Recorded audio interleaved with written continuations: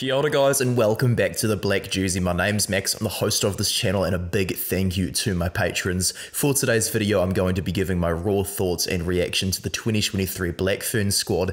They've been named to take on the Pacific 4 series and defend the title against the USA, Canada and Australia, so fingers crossed that's all going to go pretty well. There's 9 uncapped players and the 2 co-captains, Leroy Demont and Kennedy Simon, fresh off being named in the King's birthday honours, are going to continue as co-captains. So first off, I'll give my thoughts on the hookers, and Georgia Ponsonby and Luca Connor, they're the incumbents. Connor is probably one of the best impact players in the world, and Ponsonby did really well starting in the number 2 jersey in the 2022 World Cup, so she's definitely got a lot of promise considering she's the same age as me. And Grace Ngangol, who was the only real specialist hooker that the Blues had last year, she's since continued her form into this season, and she's been picked over Natalie Delamere, one of the incumbents, and Takura Ngata Airingamati, who's a very experienced player. So the first thing that tells me with the new uncapped hooker Grace Ngangol is that they are going for form, so this is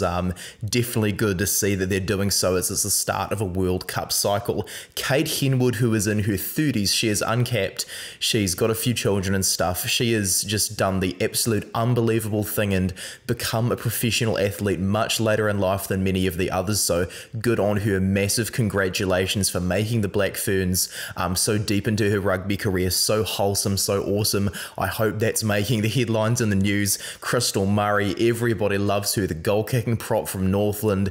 Gotta love the impact on the that she brings onto the bench as well for the scrum. Awesome player. Pip Love, very experienced, gotta have her there.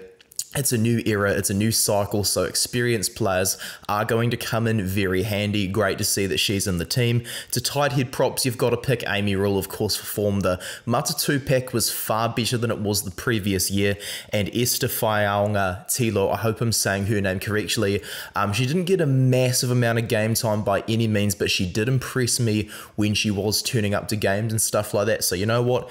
Good on the team, good to select her, see what she can do at test level. This is the point of the World Cup cycle where it's perfect to experiment with new players. And Tanya Kalonivali, the form prop of 2023 so far, well, she has to get the number 3 jersey. She's an incredible player and has recently become a New Zealand citizen, so it's even better that she's going to get picked and stuff. Locks, no real surprises. Chelsea Bremner, the form player. Jonah Nganwu, the hand, she saved the World Cup last year. Just reading that one final line out by England, so she's definitely going to provide a bit of a hand. Her immense pace and her offloading game as well, definitely going to stretch that attack and just get an all-round wider game, just really targeting the fringes of the ruck as well when she's in the tight spaces. And Maya Roos, one of the most promising players. She was one of the youngest players in the World Cup squad last year. Very good to see her there as well. Believe she's still my wife's favourite player as well. The loose forwards, they've clearly gone for form over there, aside from the fact that the 3 Hurricanes, Rihanna Ferris, Kaipo Olsen-Baker, Layla Say, they're all missing. It's alright though, Alana Bremner has to start at 6. Kennedy Simon, the co-captain, she has to start at 7 because, well, Liana Mikaele-Tu'u is still in very good form, and the fact that she's got her Blues teammate running the cutter at 10, it just completely and utterly makes sense for Mikaele-Tu'u to be at the number 8 jersey. Massive congratulations to Lucy Jenkins, the turnover machine from Matatu, for getting her first call up as well. She can play both 6 and 7, so that's definitely going to be very much a great impact decision to bring off the bench to pick Lucy Jenkins. Kendra Reynolds as well, real gutsy at number 7, a very experienced player. Done wonders for Bay of Plenty over the years. She'll definitely show off her real skills in the tight spaces, and out wide is the free running number 7. Good old Kennedy Simon as co-captain. You couldn't pick any other player after the King's birthday weekend honours. Now we go over to the backs, and this was a huge surprise for me. No Ariana Baylor. She was seen as the successor to Kendra Coxedge, and because the Blues didn't exactly do too well in Super Rugby this season, well, she's clearly paid the price for that, and I'm gutted to see that's happened because even though she didn't come on the World Cup, she was the player that was always sitting on the bench, not coming on in case Coxedge was to get injured. But Arahiana Marino Tohinu of the Chiefs, she's continued having some really good rugby going going along with her. They've just gone for form, as I said earlier. Fair enough, she's had a really good season. And Iritana Hohaya, who was a call-up for 2021, she didn't exactly get picked last year after having a bit of a bad case of injury. She's a copper, so she's definitely going to be finding her props for ill discipline at the breakdown. She'll definitely be great for the team and stuff. A real impact player as well with that running game. So yeah, the Hurricanes number 9, Iritana Hohaya, very good to see her there.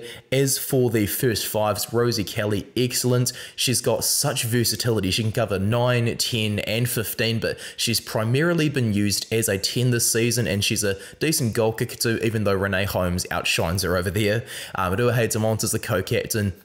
You can't look past her. I said the same thing about Kennedy Simon. I'm going to say it about Ruahei Demont. She was World Player of the Year last year, and deservingly so, because, man, the way that she evolved from a player who was kind of just getting picked on form to the dominant leader in the backline, it was a huge evolution of her career, and at 28 years old, she's peaking at exactly the right time of her career and everything like that.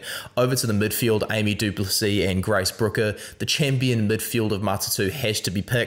I'm gutted to see, though, that only one of my Chiefs, Kelsey Tanetti, is over there. Great to see her back from sevens, though. She made some massive hits on her test debut last year, though she didn't get a heck of a lot of ball. Really good to see her getting the call up again. Sylvia Brunt, the ability to cover 13 and 12 rather. That's going to be very good off the bench as well. She was the youngest player at the World Cup last year, so good to see they're persisting with developing Brunt into a world-class player. Duplessis and Brooker, though, their club level cohesion in the midfield has to be the go. As for the outside backs, there are 3 of the uncapped players, including Meridangi Paul, and Tanika Willison, up the mighty Chiefs. Aisha Letienga, the 11 jersey is going to be hers for sure. She is one heck of a powerful player and has played a few other positions for her amateur club this year as well, which I've heard about. Been a bit of a laugh to hear about that. Caitlin Vahaakolo with Ruby Tui on sabbatical. Well, here we have the charismatic winger who's just going to light the world up, just show her try-scoring abilities. I'm gutted that Jamie Colosi hasn't joined her, but you know what? Chiefs players are in instead. I've got no problem with that. Go the Chiefs. As for the fullback, well, it's obviously going to be Renee Holmes. She was definitely a difference kicking the goals in the World Cup last year. She was the form player of Super Rugby Aupiki, and man, she's been in amazing form as of late. So most of these players I don't massively disagree with by any chance. There are a few players like the Hazel Tubics, the Kaipo Olsen Bakers, the Layla Says, maybe even the Afina Tangen Wainohu, who struggled with injury, who are getting a bit of a hard done by looking. Te Kurangata Airingamati probably could have made a case, but overall, I'm pretty happy with the squad. Fingers crossed the Black Ferns can do really well for the Pacific Force series and stuff this year. Going to be a heck of an interesting tournament. So thank you very much for watching this video, guys. Make sure to subscribe to my channel if you liked my reaction to the squad and stuff like that, and you want to see more content from me. I'm planning to cover the 2022 World Cup final and how the Black Ferns won that, break down the tactics, everything like that, before their international season for this year gets underway. I've been wanting to do that video for a very long time, and now that I've kind of let the legacy of this game sink in, it'll be perfect for me to do it next week or so, so make sure you stay with me for that one. Cheers for watching the video, everybody. Really appreciate it. You can also see me on Instagram and Twitter, and I'll see you in the next video. Thank you so much from Max.